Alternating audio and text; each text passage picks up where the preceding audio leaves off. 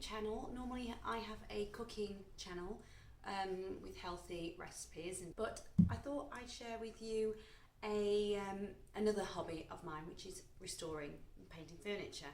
And I have a backlog of things that I've not managed to sort out yet, or well, paint, and so that's what I'm going to do today. So one of them is a little table. I think this is really adorable. I actually bought this on eBay. I'm going to paint it, shabby chic it, varnish it. So I'm actually going to give it 2 coats of Leyland's acrylic primer undercoat, 2 thin coats, and I'm going to then use my Wickes chalky flat matte Harvest Moon paint. It's a bit of a soft pale cream, but it's very similar to Annie Sloan paint. So we're going to use a 80 grade sandpaper because I need to take the shine off this. So I'm going to sand everywhere to take it off.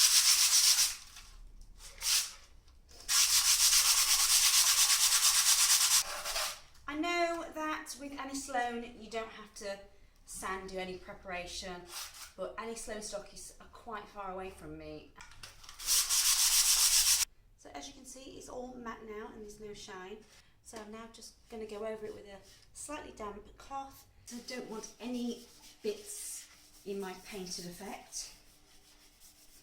Then I've just got a regular 2-inch paintbrush. I don't buy any really fancy paintbrushes, and I have done in the past, and I've just found it makes very little difference. It's undercoat time. I can get it open. And you want really thin coats because it'll dry quicker. And when you're doing a table, make sure that the top is actually facing down, and you want to paint this section first and then flip it over so you can catch any drip marks, and it's just easy so you don't miss anything. I'm going to start with the sides.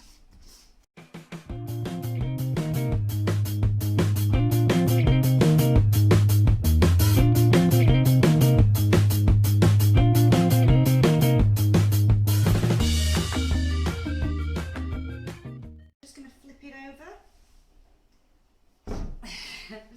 and we're going to paint the sides and the top. And you really, although it's addictive to be as smooth as possible, the finished product, it really doesn't matter because we're going for a distressed look anyway. And then any brush strokes are going to look really interesting when we do come to use our Annie Sloan Dark Wax. And Annie Sloan Dark Wax lasts it lasts forever because you only need a pinch of it. And there's a lot of dints on the top of this, which I'm really going to play on. And one thing that I remember in Annie Sloan's books is that when she starts painting a project, she doesn't have anything in mind. She just goes with the flow. You may have something in mind, and then you start on it, and the piece of furniture doesn't allow you. For example, if something has if you've got terrible bleed through, that can be a nightmare. So I'm just going over to just catching any drip marks that are visible. So I'll show you a close-up look of what it looks like with one coat of primer. So if you see, there's still a lot of the wood that you can see coming through, and a lot of brush strokes. So that should be dry to the touch quite soon. So I'm going to leave that while I nip out and then come back and do another coat. So I'm back and it's touch dry. So I'm going to give it one more coat of the primer and leave that to dry, and then focus on the chalky paint.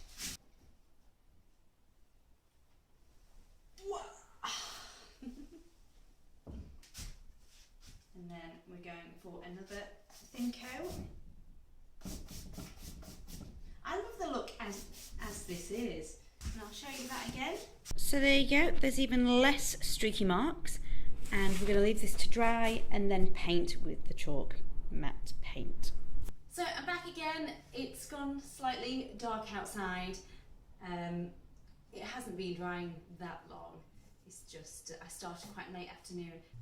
And this time I'm going to get my Harvest Moon paint out. It's going to need a good old stir. And we're just going to go over it again. And I don't know if you can see that, probably not, but it's slightly more on the yellow side. And if you notice, I'm not sanding between any coats, and that is it's just a choice that I'm doing for this project because I want a really rustic look. I don't want it to look perfect in any way. And as we know, this little plant stand thing is far from perfect, and I want to keep its uniqueness. The best thing to do as well when you are wanting to paint projects is just find cheap pieces of furniture and things just to keep experimenting on, because then you'll start to find your own way of painting. Because I did hours and hours of research, doing my own head in, getting books from the library, the Annie Sloan ones as well.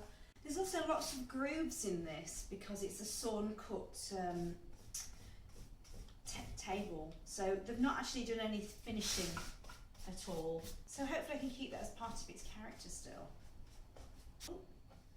Drips, because I'm focusing more on showing you than doing it properly. Look out for drips because you need to catch them now before it's too late, because if it dries, you just can't sand it off very well. It will come off in chunks. And don't forget, we're going to distress the very slight edges as well of this. And that's the beauty of this project. You don't have to be perfect. Anybody could do this. So I've got quite a few brush strokes, which I like. So we're going to leave that to dry and then start looking at clear waxing it and dark waxing it, which is my favourite part. So now the little table is dry, you need to get a lint-free cloth, and I'm using my fiance's old shirt. And although I have used Annie Sloan clear wax in the past, I'm going to dark wax it right after, and I always find that the clear wax is just a protect. It just protects the paint, because if you put dark wax straight on, you're going to struggle to get it off. So I'm actually using Lord Sheraton's Caretaker Wood Balm, and I find this perfect for the job. Have had no issues, and it's like £1 or £2 a tub. I'll put the link in the down bar to show you which one I use.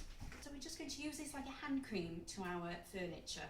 So you just need to dab your cloth into the wax and just go over it.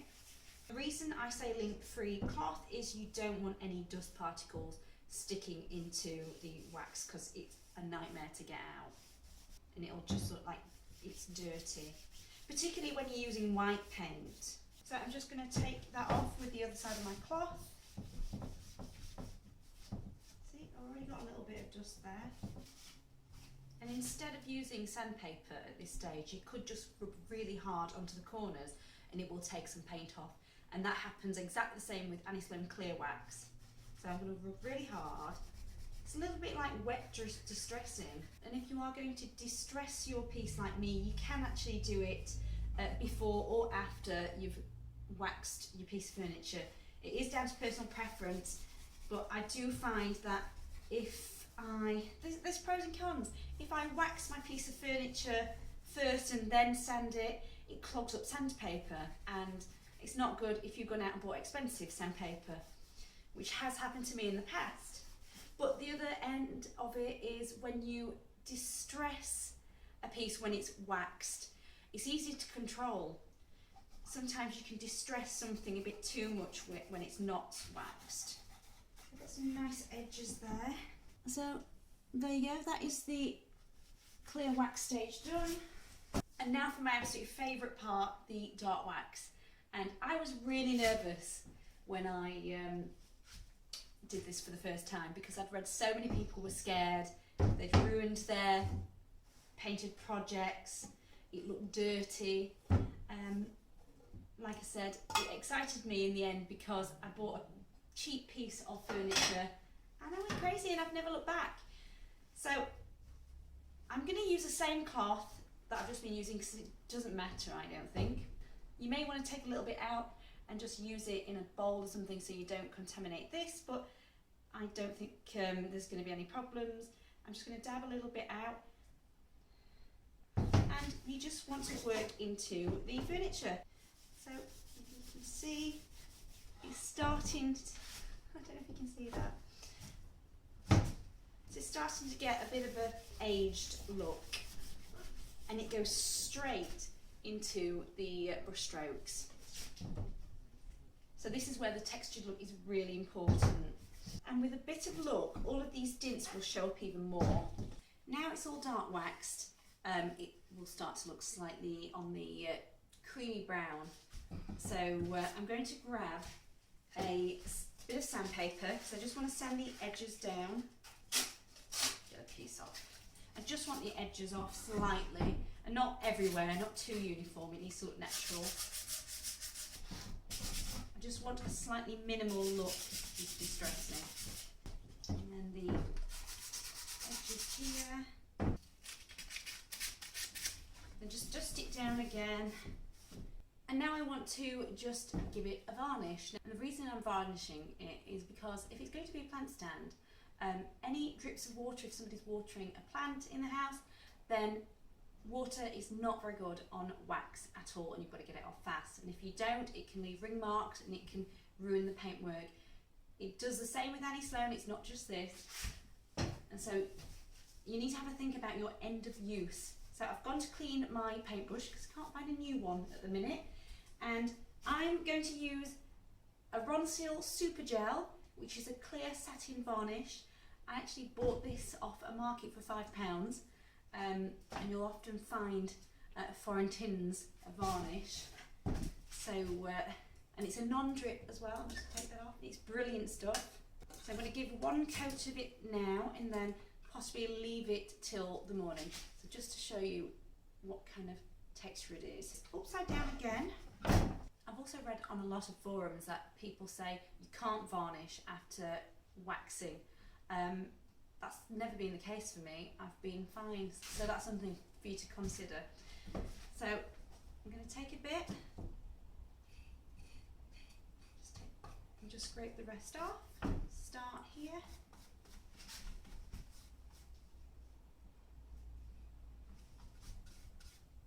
It does drip slightly, so I'm going to be careful and just put a little bit on. I do prefer doing these old-fashioned methods because I just think painted furniture lasts longer. You really don't need a lot on your brush. And we can finish with the top and let it dry overnight. So let's see if we can get a closer look. So hopefully you can see that. I'll probably get a better look tomorrow, but I've got the edges there. Got textured look with dints and some dark wax. Just need to catch that before it's too late. There you go. So this needs to be left to dry. Then I need to sand it with very light sandpaper. I've got grade 220, and then one more coat and then leave it. Ta-da! And this is the finished project after another sand down with 220 grit sandpaper and then another varnish and left again during the day. So I'm very pleased.